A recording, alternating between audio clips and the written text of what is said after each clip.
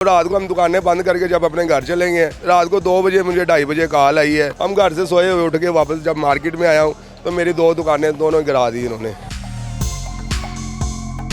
दुकान के अंदर परिंदे थे, वो सारे परिंदे इन्होंने जिंदा ही मार दिए हैं। आपको निकालने का टाइम नहीं दिया? टाइम नहीं दिया, हमारे पैसे कैश जो कुछ था सब कुछ अंदर था, इन्होंने सारा। आज से 2 दिन पहले मैंने महकमा औकाफ को किराया दिया है। 2 दिन पहले किराया लेके गया, वो भी ब्लैकमेल करके लेके गया। अगर किराया ना दिया तो आपकी दुकानें सील कर देंगे। हमारा जुल्म क्या, हम कौन से हमने कौन सा इधर कब्जा किया? अगर हमने कब्जा किया हमें सजाए मौत ही दे दे। मैं चोरी डकैती करूंगा, सीसीटीवी मुझे मार देगी। बिल नहीं जमा कराऊंगा उनको, मैं जाके कहूँ मेरा बिल नहीं जमा हुआ, मेरी दुकानें टूट गई हैं, वो आप डाले मानेंगे? या अम्मी जी उनको फ़ोन करके कह दे कि ये ताहिर इमरान को बिल छोड़ दो। ये ताहिर में बताइएगा ये क्या वाकया हुआ कि रातों रात सारी की सारी मार्केट, परिंदा मार्केट जो है वो इस वक्त अजीब सा मंजर पेश कर रही है। यहाँ पर ऐसे जैसे क़यामत बर्पा हो गई है। सर आज से 2 दिन पहले LDA वाले आए हैं, उन्होंने आगे बाहर वो 3 डब्बे वो लगा दिए, इन्होंने रोड बंद कर दी है। कल हम AC के पास गए हैं, AC साहब से बात हुई है। आज उन्होंने हमें 12 बजे का टाइम दिया था, तो रात को और आज का टाइम था, आज 12 बजे का टाइम था हमारे साथ। तो रात को हम दुकानें बंद करके जब अपने घर चलेंगे, रात को 2 बजे मुझे 2:30 बजे कॉल आई है कि मार्केट में पुलिस वाले और LDA वालों के गाड़ियाँ आ चुकी हैं। हम घर से सोए हुए उठ के वापस जब मार्केट में आया हूँ तो मेरी 2 दुकानें दोनों गिरा दी इन्होंने। उसमें मेरे अंदर दुकान के अंदर परिंदे थे, वो सारे परिंदे इन्होंने जिंदा ही मार दिए हैं। परिंदे अंदर मौजूद थे, आपको निकालने का टाइम नहीं दिया? टाइम नहीं दिया, हमारे पैसे कैश जो कुछ था सब कुछ अंदर था, इन्होंने सारा। या भी कैमरे से दिखाएं इन लोगों को पता चले, ठीक है? हम कौन से हमने कौन से कब्जा किया हुआ है? हम महकमा औकाफ के किराएदार हैं। आज से 2 दिन पहले मैंने महकमा औकाफ को किराया दिया है। किराया भी इस माह का लेके जा चुके हैं। 2 दिन पहले किराया लेके गया, वो भी ब्लैकमेल करके लेके गया। अगर किराया ना दिया तो आपकी दुकानें सील कर देंगे। सर मैं अगर सील कर दे तो वो ज़्यादा मुनासिब था, ये तो गिरा गए। ये गिरा के आप दिखाए ना कैमरे से, ये क्या किया इन्होंने। और सर हमारा सामान इन्होंने नहीं उठाने दिया, उल्टा ये LDO वालों ने हमारा सामान उठा के अपने ट्रकों में डाल के ले गए हैं। हमारा कोई चीज़, लोया, टीन, डब्बा, शेड कुछ भी नहीं छोड़ा इन्होंने।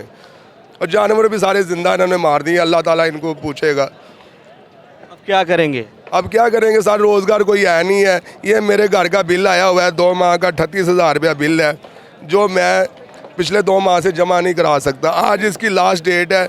आज मैंने कहा था दुकान शॉप पे जाऊंगा, ये कैमरे में दिखाएं, ये 38,000 रुपया बिल है, ठीक है?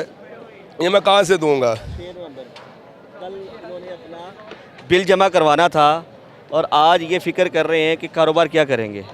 सर भाई बताएं क्या मजीद क्या कर सकते हैं? सर हम क्या करेंगे, हमारा ये देखे ना सारा कुछ तबाह बर्बाद कर दिया ना। हमारे पास रोज़गार है। पहले मेरा बाप इधर काम करता था, वो अल्लाह को प्यारा हो गया, मर गया।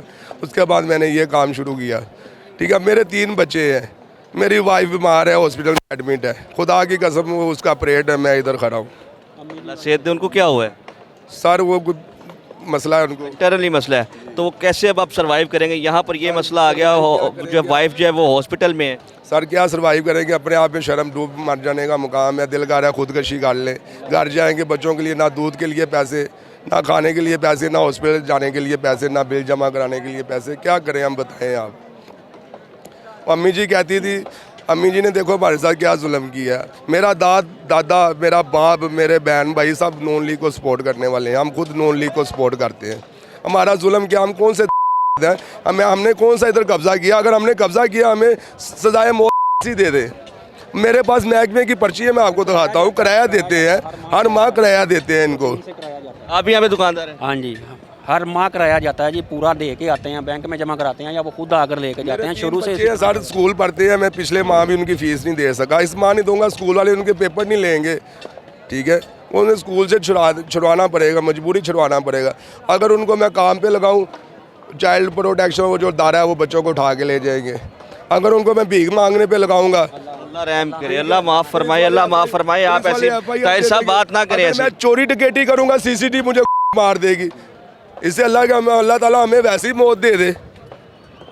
नहीं, ये हुकूमत मार दे वो बेहतर है, हम खुदकुशी करेंगे वो तो गुनाह है, उसकी ये वो बख्शिश ही नहीं आज है। से 35 साल पहले जहाँ इतने जानवर परिंदे जो दफन कर दिए, ऐसे ही हमारे ऊपर भी कोई ऐसी चीज़ फेंके, हमें भी दफन कर दिया, हमने क्या कहा, हमारी जिंदगी का मकसद ही कोई नहीं बच्चों है। समेत ही चले जाएं, जब मैं अपने घर आटा नहीं लेके जाऊंगा, घर दूध नहीं लेके जाऊंगा, बच्चे भूखे मर जाएंगे। तो बेहतर ये है कि हम तो जिंदा ही, हमें तो जिंदा ही मार दिया इन लोगों ने।